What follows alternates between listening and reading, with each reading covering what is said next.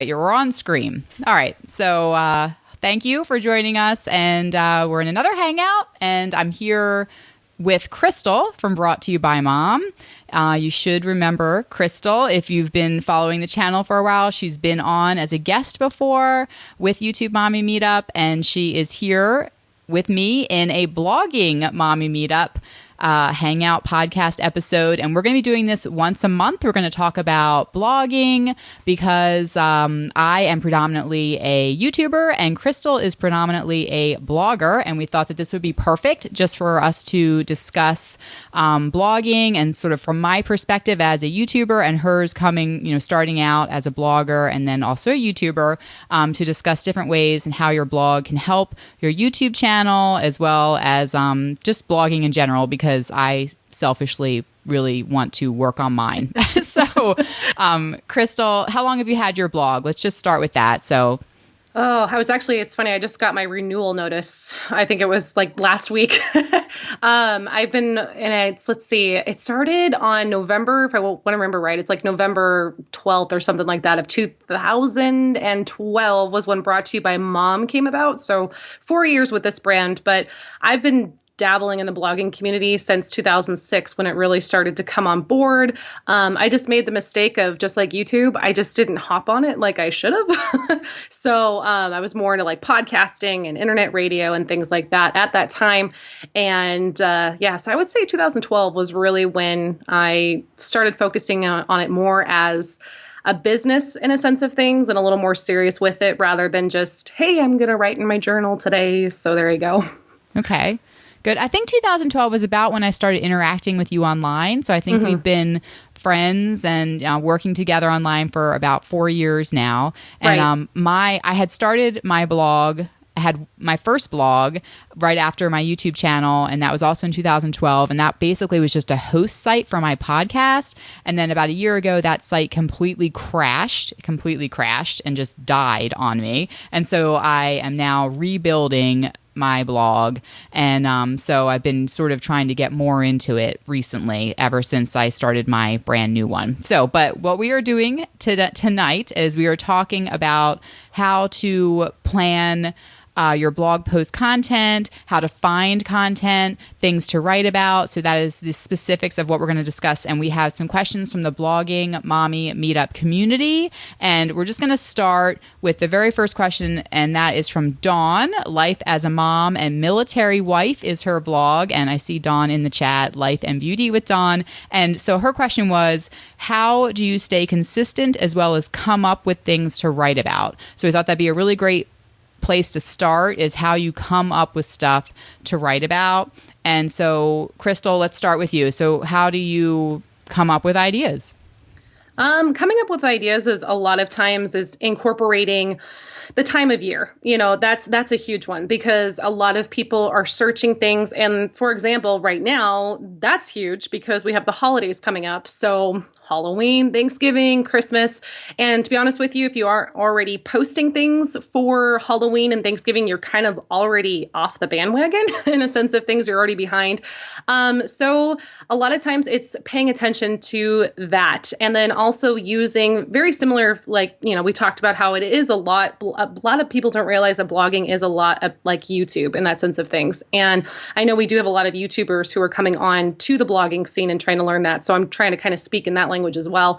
And you have to look at things like the keyword search tools that Google offers. There's the trending topics that Google offers as well out on their website. And you can take a look at what is trending currently, what has trended last year, so you can get an idea. And then, you can even Google online, what to write about on my blog. And I can guarantee you there are thousands of bloggers out there who have lists out there, who have prompts out there to help with that. Look around you, read magazines, get to know that. Pull out that old magazine that you got, Good Housekeeping, Better Homes and Gardens.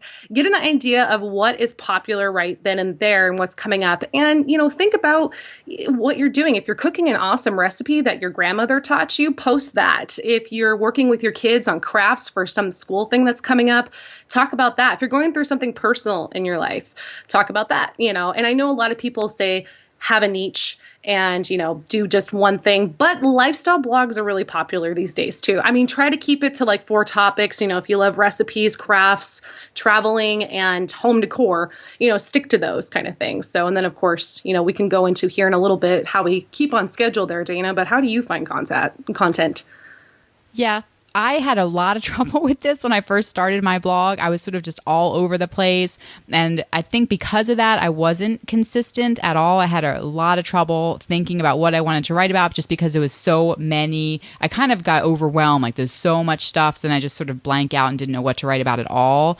And at this point now with my blog, what I'm doing is because I'm mostly a YouTuber, that's how I started with my YouTube videos. Basically, I do seasons, and then at this point now, because I've been doing it for so many years, I have certain ones that are like in a season that's repetitive. Like I have annual videos that I do. But so in my blog, right now, how I'm coming up with content is basically I'm going to my videos on YouTube and I'm sorting them by like the most viewed. So whatever videos I have that are the most popular, I'm taking those videos and I am converting them into blog posts. And it's a really easy way to start for writing, if you aren't really great at writing, if you're a YouTuber, is to listen to your video. Like play your video and listen to it and then type out what you're saying in the video. So like literally type out what you're saying in the video, and then you can go back in once you're done and obviously edit it.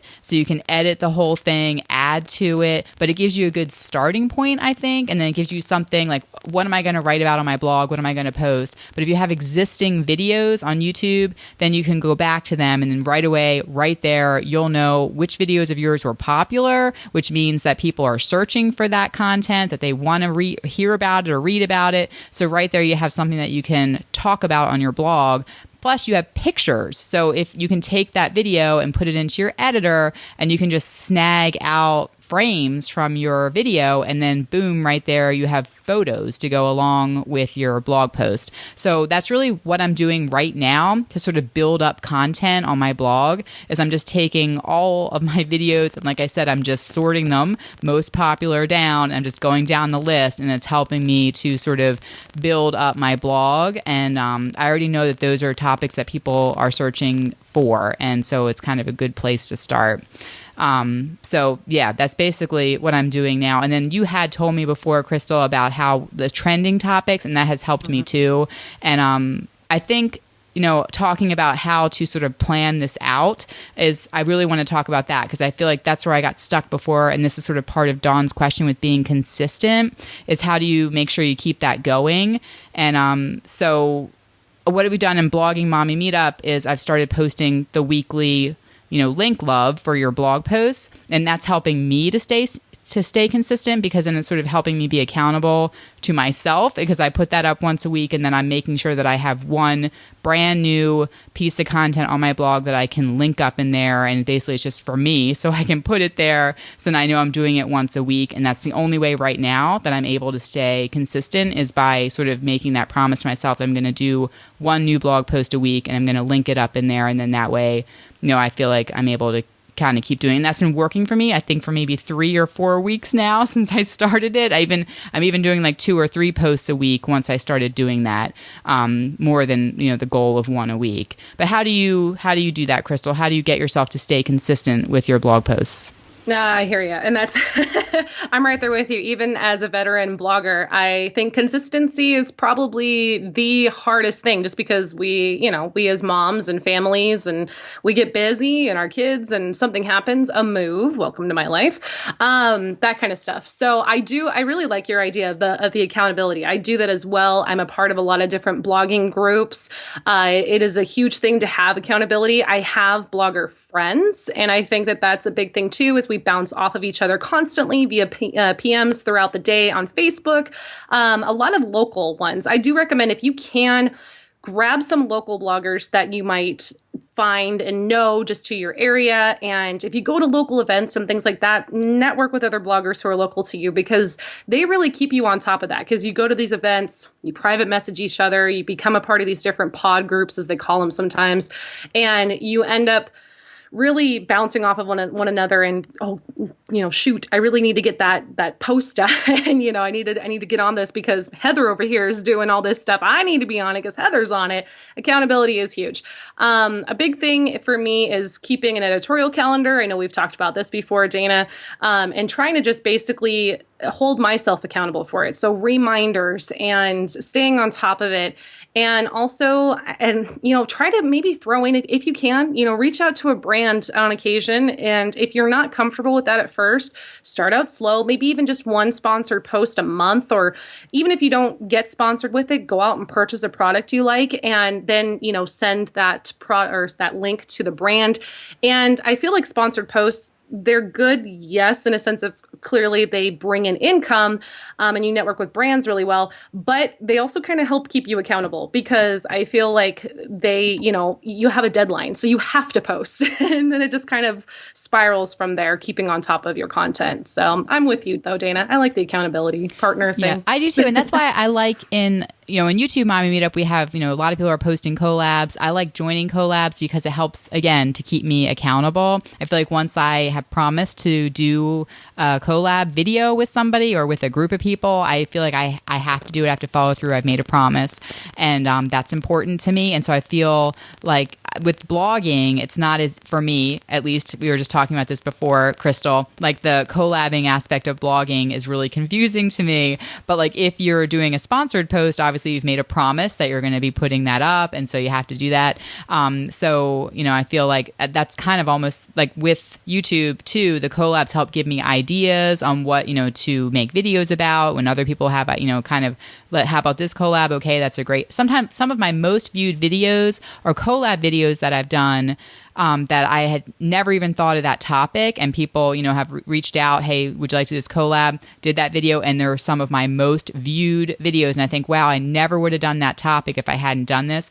But so I don't know with blogging whether those, we've tried to do that with like prompt lists and stuff in the group, but I noticed that not a lot of people, do that. But I think that's a good place to find ideas, like you were saying with the prompt list. And then if you have a link up, then it helps to keep you accountable. If you're doing a sponsor post, that too. So those are all good things. And I see Mommy Crafts a lot. I see Linda in the chat. Thank you so much for joining. I see Marie, crazy, busy, fit mom. Thank you for joining us. Love you guys for being there. It's nice to see you joining us live. And so we're going to move on to the next question that we have from Sarah Way. And she's from Finding My Mommy Way. And she asks about videos and blog posts. So she said, when is it the most helpful to both media, to do YouTube, to coordinate your blog posts with your YouTube videos? And when does it hurt? So I thought this was a really good question. It sort of, plays off what I was talking about, what I'm doing right now, where I'm converting my videos over to blog posts. And how does that help, or is that a hurt? My perspective is it can't hurt. I don't think it can hurt. I just think the more places you have your content, the more likely it is to be found. And so I think one reason I love doing a blog post for my videos is it's very pinnable. And Pinterest, as all of us know, is a huge traffic source right now. And so if you have, I have the, is that horizontal, right? if you have the long images on your blog post that you can pin to Pinterest, and they look really nice, and people click on that, it goes to your blog, and then they might click into your video that you have embedded in that blog post and go to your YouTube channel. So I feel like it's kind of like a chain, and I don't think that it can hurt you in any way. I think the positives are just like I said, it gives you more ability for sharing. And so I think that I think as long as you have something to write about with that video, and it's something that is evergreen in your video. I think if you did a video that is very much a trending sort of topic that has a shelf life on it, then that might not be as good of a thing to make a blog post for. But if it's something that is long lasting, then I think and you can write something about it. It's not just a totally visual video. But even the visual videos, I've seen some blog posts that are just basically like a couple sentences and then the embedded video, and that's the blog post. And I guess those can be shared and do well, that as well. What do you think, Crystal? What's your answer? I mean, I totally agree with you on that. I don't really think video can hurt you. Actually, it can improve your Google SEO settings. So basically, it helps with rank in Google. I was just actually reading an article a couple days ago about that video. As we've, been talking for I feel like the last 2 years, video has been increasing in the blogging community. It's been a huge factor in helping with that. It's been really big in just boosting ranking in Google. And a lot of people want to see video now. They don't necessarily just want to sit down and read a segment. And I know Google is they're big on the whole, the more words, the better. And that's great. But 300 words really is where SEO ranking should be. Now, like I said, Google has now had this new thing where they're like, we want 1,200 words. And it doesn't always work. That's a lot of words. To me, a blog post gets really wordy after 300 words, but I know it can be done with recipes and crafting once you get all the instructions and recipes and whatnot. As soon as I hit that 350 word mark, when it shows up on my, I'm like, yes, I did it. Yes. I'm so happy when I got to the 350 mark. The little green light comes up on Yoast. Right, the green, yes, exactly. And it's a go. It's a go. People live for that green light on Yoast. Yes. If you're not familiar with Yoast, it's a plugin on WordPress that helps you with SEO and whatnot. So if you are in WordPress, I definitely highly recommend Googling Yoast, getting to know it. It's very helpful on that. And but video, it helps you with your rank. It can actually encourage your audience to stay on your page. I actually have a YouTube separate page on my blog. So if you go to my actual splash page at the beginning of brought-to-you-by-mom.com, there's my blog segment, and there's also my brought-to-you-by-mom.tv YouTube segment. And I've actually looked at my analytics, and my bounce rate is extremely low. Now, I know bounce rate doesn't really mean much of anything any more than what it used to, but it's still important. And I have a bounce rate of 3.6%. And that's because people literally sit on my YouTube channel page, they'll watch one of my videos, and then they click to the next person, and to the next person, the next person. They're not even realizing they're not on YouTube. They're still chilling out on brought-to-you-by-moms.com, which is cool with me. And their attention is staying up on my website because they're just watching video after video of how to make popcorn in a microwave. I don't know. So it works, and it definitely can't hurt you. It helps with retention. It helps with keeping people on your page, and it also brings people back because they see that you can do different things, and you're better. You can use verbal and also visual help with crafting recipes. And I'm with Dana. I agree. Definitely keep to things like recipes, crafts. I know, like Dana was saying, it does work for some people to talk about their vlog. And I think that that's really good for established YouTubers to do, just in my opinion. But stick to things like the evergreen content, crafts, recipes, things like that. Even if you're talking about, say you go to Great Wolf Lodge or travel or Disney and you're talking about different tips, if you have a video about that, put it in there. Even if you have a video that's just your trip, put it in there. People are interested, those kind of things for sure. Well, let's talk about, I want to know your opinion about when you post a video on YouTube and the same day your blog post goes live. Right? So you go live with your blog post and live with your YouTube video. And I've read somewhere that people thought that was overkill, that you're doing it, both places the same day. They're getting the content on YouTube and the content on the blog post. But basically for me, that doesn't always correspond. Usually I have the YouTube video was a year old and then I get the blog post up. So they're totally separate timing. Do you have any thoughts whatsoever about the timing of your blog post and YouTube video being the same or different, or who cares? No, I mean, how I work it is I like to usually film and have my YouTube video upload first before I do a blog post. And that's simply because I want to have the video for my blog post. So I don't know necessarily if I'm doing it just out of habit or if it's just because it works that way for me. I would say it probably might be a little bit of an overkill. And that's because of the fact that if you think about it, you're promoting your video on Twitter, you're promoting your video on, Instagram, and then 20 minutes later you have the same exact content basically. So it's not a bad idea in a sense of things. If you have to do it, it is what it is, but try to break up your promotion side of it. So it's not necessarily so much as if you want to post them the same day, that's fine. Just make sure that when your social media platforms that you're using to market yourself, because as they say anymore, it's pretty much 20% creative content, 80% marketing when it comes to the life of social influence. So just be careful how you're marketing yourself so you're not shoving the content down your readers or your audience's throat, basically. Perfect. I agree. Okay, so let's go to the last question that we have here. Is from Megan. Living Beautifully is Megan's blog. And she asks, how do you keep your content fresh while meeting your readers' expectations of your content without becoming repetitive? Right. No, that's a really big, good question, in my opinion. And I had to kind of think about it for a minute. And then I was like, oh, well, yeah, Google Analytics. I highly recommend, if you are not familiar with Google Analytics, get friendly with your Google Analytics, like sleep with it, love it, get to know it. And it's basically the whole thing of, if you look at your dashboard in Google Analytics, you want to take a look at your page views, your unique page views by page title. And there's a way to set this all up. And we can talk about that definitely in the future because it's pretty extensive. But if you Google, basically dashboard, how to look at your dashboard on Google Analytics, a lot of bloggers talk about it. You want to take a look at like your average time on page, your bounce rate. It's very similar to the YouTube Creator Studio Analytics, if those of you who are YouTubers out there, and exits, page views by page, visits that where the landing page was. So basically, for example, if someone Googles back to school and they found your printable for back to school and they clicked on it, that just shows that that's what that person was searching for and they landed on that page that you wrote.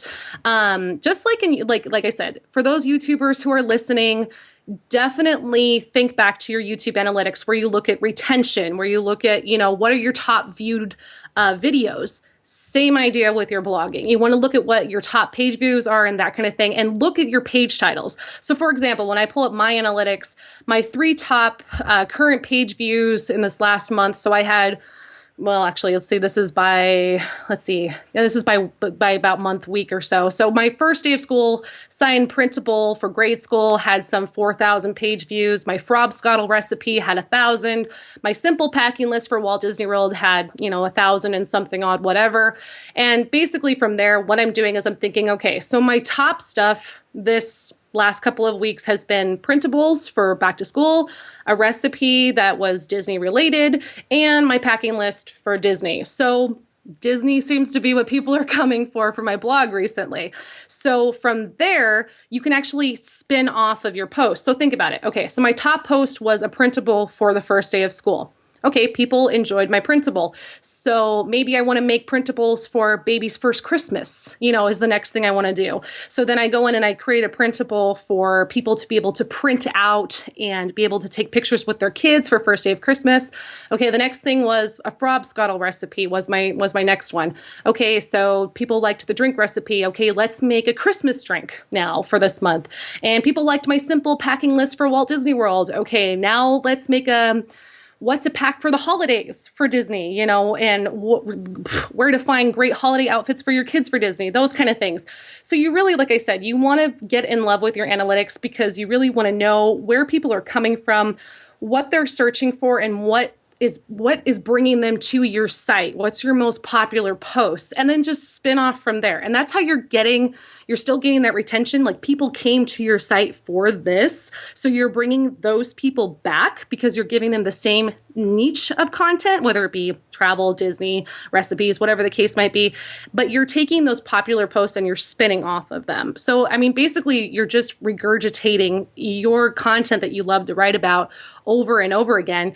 And it's not really redundant because people are coming because they love Disney, but you're not talking about Disney parades in every single post. You're talking about top 10 reasons to go to Disney, top 10 ways to travel to Disney, top 10 ways to keep your kids busy at Disney, those kind of things. And people are going to keep coming back for that. So that's just my idea is definitely, I know Google Analytics can be a little like, woo, to people who are new to it, but really get to know it if you can, because trust me, it is your golden key to find out what your audience is coming for, what they enjoy, and how you can continue to give them that content without, making them go crazy. And then the next month, if you look at your analytics and Disney's not doing so well, people are sick and tired of it, but they loved the 20 recipes you just did, start doing recipes some more. It's just all with that wave again. Okay. I love that. I really do. I agree. And I think that whatever you're seeing, is doing well on your blog, you can go to Google and maybe just type in Disney, like say with that example, Disney, and then see what comes up in the search box as an idea. What comes up, like, how it auto fills, and then Disney, just go down the alphabet and it'll give you some search phrase, some phrases in there of what maybe you could write about if you're kind of hurting for ideas, but it's still related to your main topic for your blog. So I like that. I think that's a great idea. All right. Definitely. So perfect. I think that was good. This is excellent for our very first BLOGMA podcast episode, and we're going to do the next one a month from now, and I'm not sure whether we're going to have guests on with us. I think after a while of doing this, if we start to have some more bloggers who are interested in joining us, we definitely are open to that. But I think for just the first few, we're just going to do it with Crystal and I until we get this sort of rolling. But I'm really excited to do this. I think it's going to really help my blog and hopefully everybody else's. So thank you for doing this with me, Crystal. I'm so excited about it. And thanks to everybody for leaving the questions and joining us here in the chat. We really appreciate that. So Crystal, tell everybody again what your blog name is. I am brought to you by Mom at broughttoyoubymom.com. Now, that's what I'm known for is my .com. So, I love it. Welcome to Internet Radio Day. Hence, now you know where my name came from. So, yes, broughttoyoubymom.com is my blog. And then, of course, if you want to follow me on social platforms, I'm brought the number 2, the letter U by Mom across the board. Perfect. And I'm Dana Ryan, and you can find me at danaryan.com. That is my blog. And danaryan.tv is my YouTube URL. So that's it. And we will see you in a month. I'll be back in 2 weeks with Amy, Dreamflight 6000, and we'll be talking YouTube again. So until then, all right. Bye, guys.